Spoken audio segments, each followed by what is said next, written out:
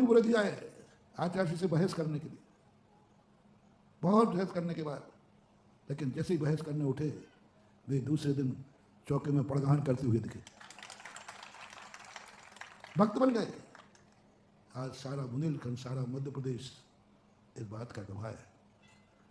सबसे ज्यादा यदि मुनि विरोधियों में जा रहा था तो बुंदेलखंड, मध्य प्रदेश, क्योंकि सबसे बड़ी समाज कहाँ है?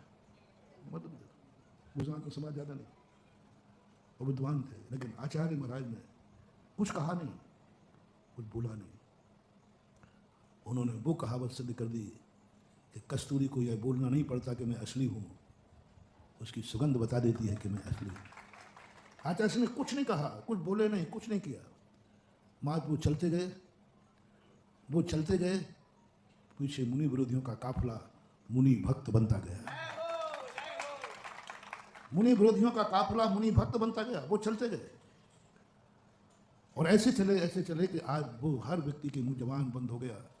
और आज ये नारा जो बंद हुआ है कि पंचम काल में मुनि नहीं होते हैं, ये नारा पलट करके आज ये घोषणा है कि पंचम काल के अंत तक मुनि होंगे। ये नारा बदलने का श्रेय जाता है पूज्य गुरुदेव आचार्य विद्यासागर महाराज।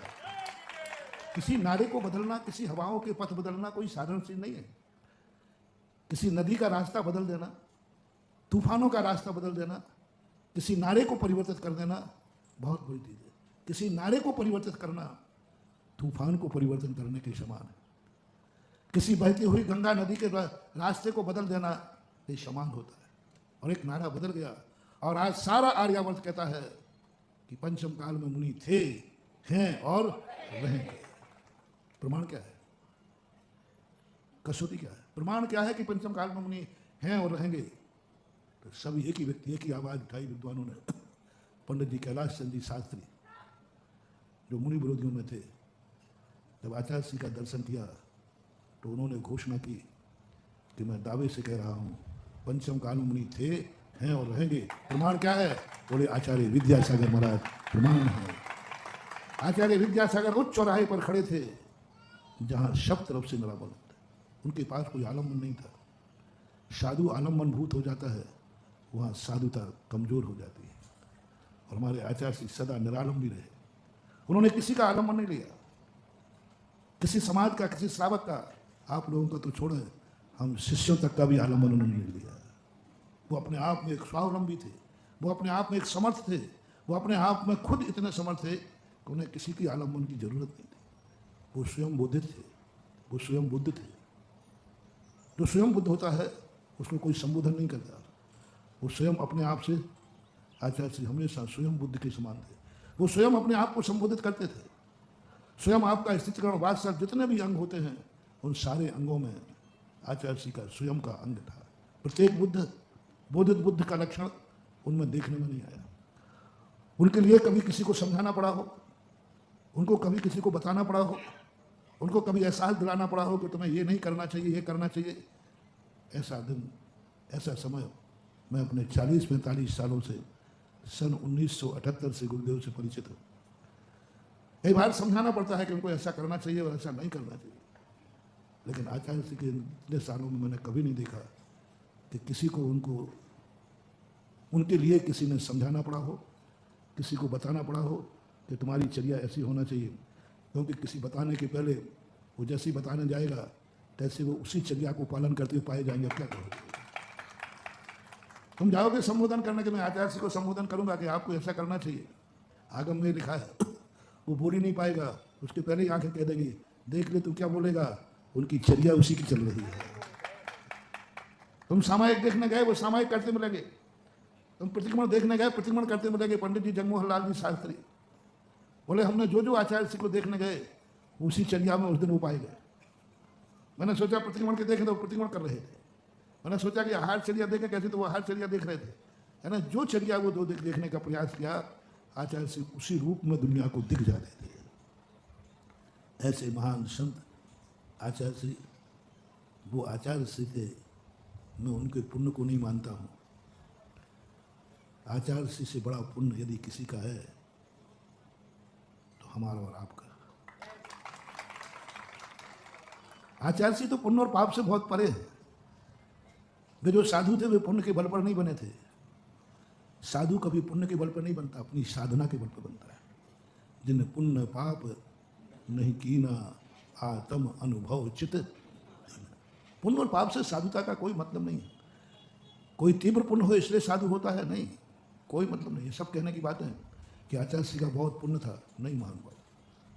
पुण्य से साधुता को कभी मत मानना। पुण्य से संसार बन सकता है, पुण्य से राजा बन सकता है, पुण्य से महाराजा नहीं बन सकता।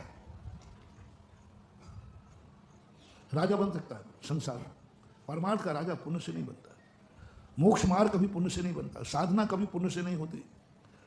आचार्य श्री की जो प्रभावना थी वो उनके पुण्य के कारण नहीं थी, उनके चारित्र के कारण थी, उनकी साधना के कारण। कई सतलाचारी साधु ये कहते हैं आचार्य श्री का बहुत पुण्य है, बहुत पुण्य है। अरे यदि उनके बहुत पुण्य होता तो घर में बंगले में एसी में बैठे होते, बढ़िया ठाट से होते। यदि उनका पुण्य होता तो रस त्याग का रूखा सूखा आहार नहीं कर रहे होते। उनका पुण्य होता तो मच्छर नहीं काट रहे होते सामयिक में। पुण्य कर्म के उदय क्या मानते हो भैया, जिनके मच्छर नहीं काटे, एसी में रहे, गाड़ियों में, प्लेन में घूमे, प्लेन में, ये पुण्य है।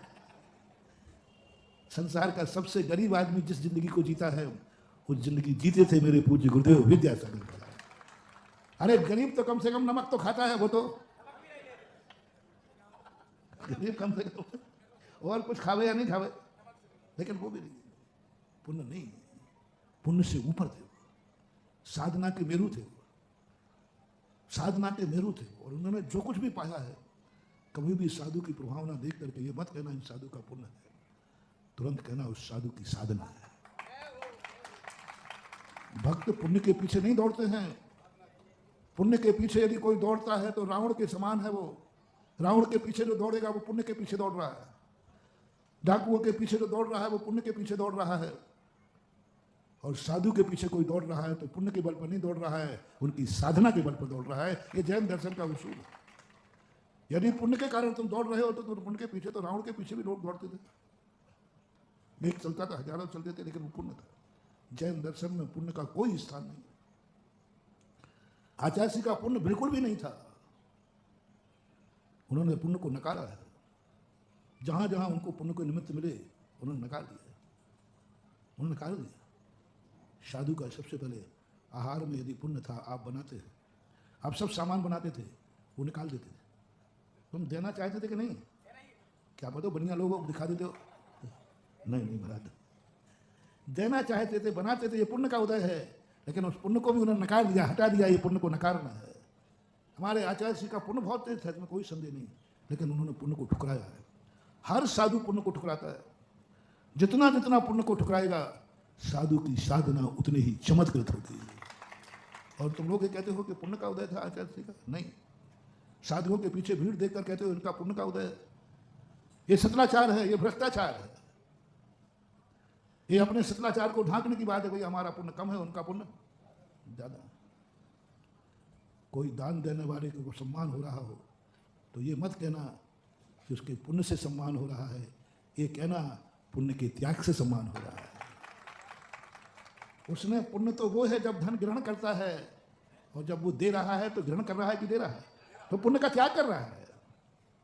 पुण्य का त्याग करने से सम्मान होता है, ना कि पुण्य से सम्मान होता है। और पुण्य का जो त्याग कर देता है वही दानी है। पुण्य का जो सम्मान कर देता है वही सबसे बड़ा ज्ञानी है। और साधु जब बनता है पुण्य को छोड़ के बनता है। कोटि 18 घोड़े छोड़े, 84 लाख हाथी इत्यादि जग संपत्ति छोड़ी, जीरण तिनसम। बोले पुण्य को ग्रहण किया है कि छोड़ा है? 84 लाख घोड़े छोड़े हैं कि लिए हैं?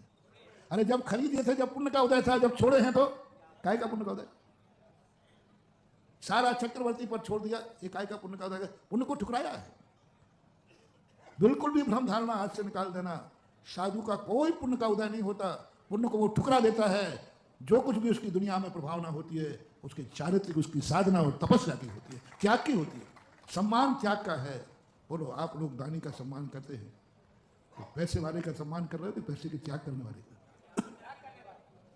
तो त्याग का सम्मान है कि पैसे का सम्मान है? उसने तो त्याग ही है ना।